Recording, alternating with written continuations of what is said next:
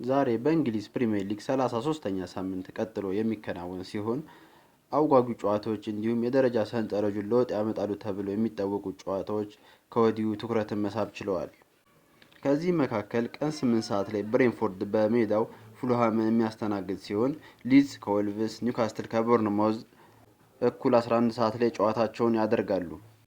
ምሽት 1 ተኩል ላይ ደግሞ ቶተንሃም ከብራይተን የሚያደርጉት ጨዋታ ከወዲሁ ትኩረትን ስቧል። በውጤት ቀውስ ውስጥ የሚገኘው ቶተንሃም የዛሬውን ጨዋታ የማያሸንፍ ከሆነ በሚቀጥለው ዓመት የእንግሊዝ ፕሪሚየር ሊግ ተሳታፊ ቡድኖች መካከል ከማናያቸው ቡድኖች መካከል አንደኛው ሊሆን ይችላል።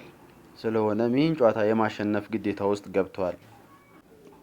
በሌላ መርሃ ግብር ቼልሲ ከዩናይትድ የሚያደርጉት ጨዋታ ከወዲሁ የሚጠበቅ ሲሆን ምሽት 4 ሰዓት ላይ የሚከናወን ይሆናል። የቻምፒየንስ ሊግ ቦታውን ለመያዝ የሚያደርጉት የሁለቱ የፉክክር ጨዋታ ከወዲሁ ትኩረትን ስቧል።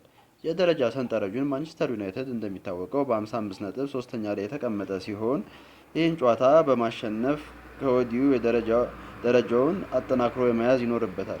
በአንጻሩ ቼልሲ በ48 ነጥብ አምስተኛ ላይ የተቀመጠ ጨዋታ የሚያሸንፍ ከሆነ ከማንቸስተር ዩናይትድ ጋር ያለውን የነጥብ ልዩነት ማጥበብ ያስችለዋል። ይህም ደግሞ በቻምፒየንስ ሊግ የሚደረገውን ፉክክር ከወዲሁ አጓጊና ትኩረትን እየሳበ ይገኛል።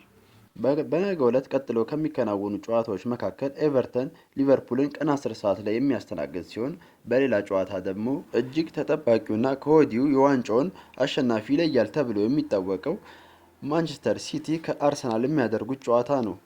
ይህ ጨዋታ ምሽት 12 ሰዓት ተኩል ሲል በኢቲሃድ ስታዲየም የሚደረግ መርሃ ግብር ይሆናል።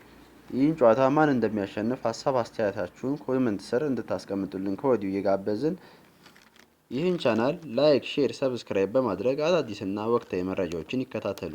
በሌላ ቪዲዮ እስክንገናኝ ደህና ቆዩ።